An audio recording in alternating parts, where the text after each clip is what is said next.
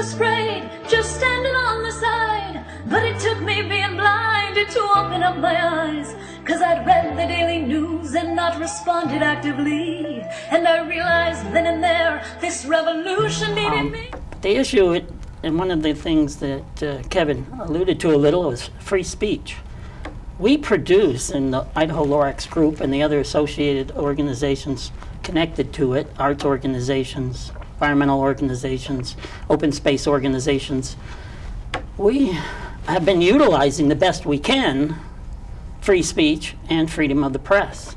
And when we do, we get confronted with the issue of freedom of assembly. Prevention in that area, in fact. Prevention and free speech. Arts in any community is an expression, a combined expression of free speech and freedom of the press.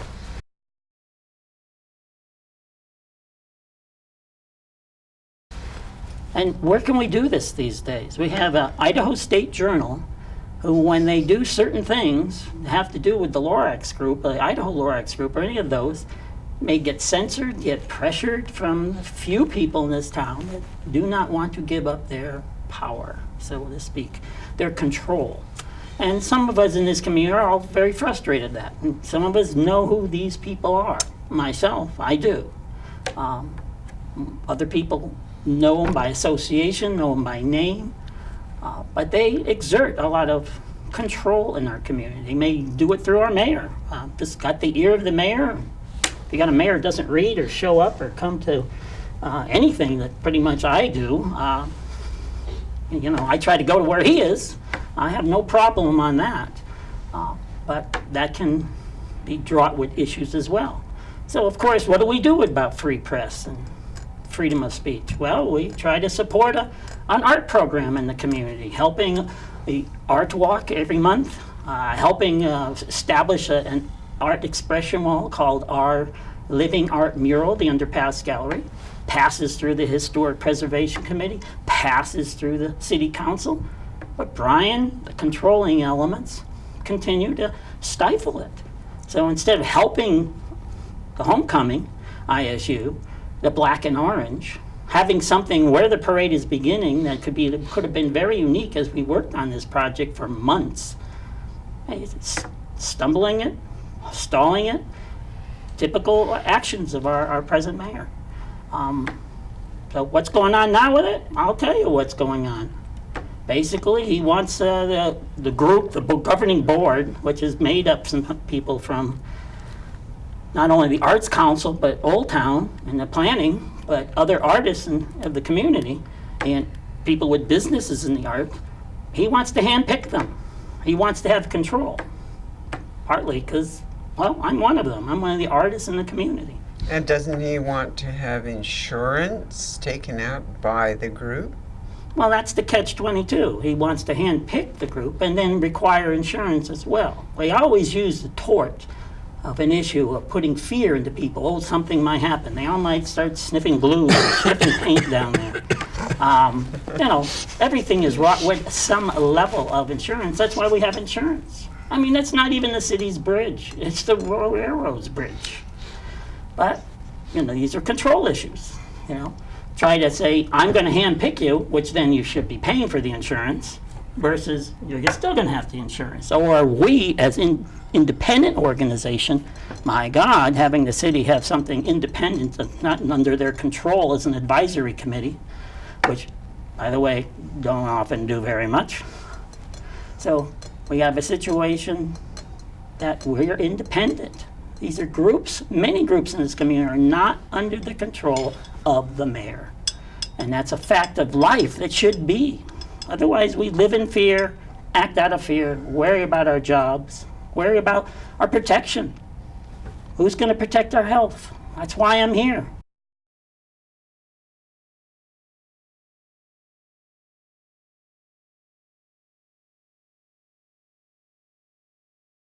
But in terms of tourism that you addressed, Charlene, you know, that's something that I worked here on years ago. I might have mentioned to some of you before, or a lot of people know, the SEMA'I Center, which means coming together as one. We put out the first state magazine on the arts for the state of Idaho as a representation of what you can do here. We had every space, downtown, Old Town area, of his historic artistic district, active, doing programs on anything and you can imagine. Theater groups, dance groups, music things, all the holidays, constantly. I mean, we just showed what you can do, and some places in the country not only the country, but the state took up on these things. Pocatello, it seemed to more or less die back down after I left from that effort. But they're still here because this is another generation. Their kids are all in the arts, and so we're putting back together the SEMA'I Center, Culture Connection, CCS Artists. Those are all named Confluencia de Culturas. Those are all the same organization, all interconnected. And we're using Facebook and other ways to keep us connected. We've grown up into the technology, or at least the availability to communicate. We're easier than that.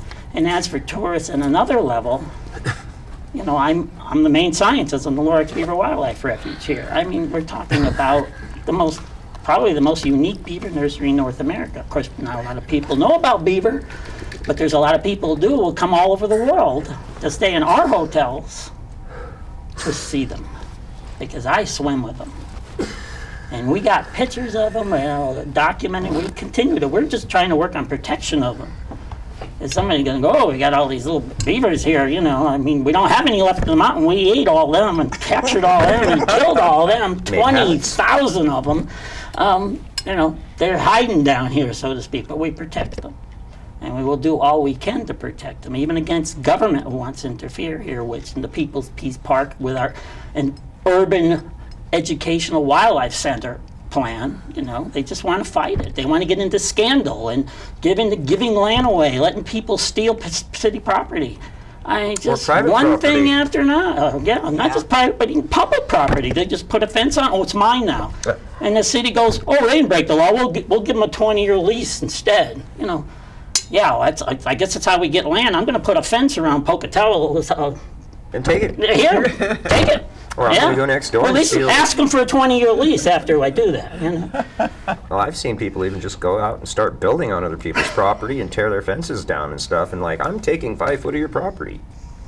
You can't do that. I mean, I could keep things behind doors to some extent, but I'm not. I'm an open book. Pressing charges against Brian Blatt, Mayor Pocatello, for endangering my life, attempted murder. Okay, happened with a room full of people. Did the police officers talk to anybody in that room? Not a single one. Well, you're not you're not in the right clique, dude. I mean, you got to be in the right clique to get your protection and your rights, man. Except that room full of people is not just people that I don't know, but people I do know and people who will speak. And somebody's got your back. You're good to go.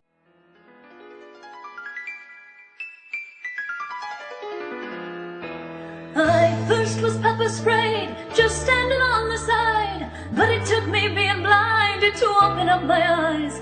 'Cause I'd read the daily news and not responded actively. And I realized then and there, this revolution needed me. So here I am, camped in a tent, which is really so convenient 'cause I can't afford my rent. But they came with shields and mace in the night while it was dark.